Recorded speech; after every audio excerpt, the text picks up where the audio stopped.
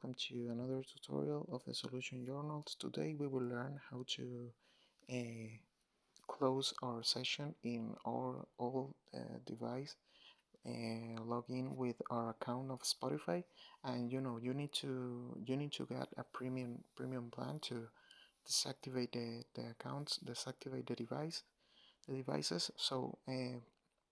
But I show you the first thing you need to know is you can't do that in the official application for mobile.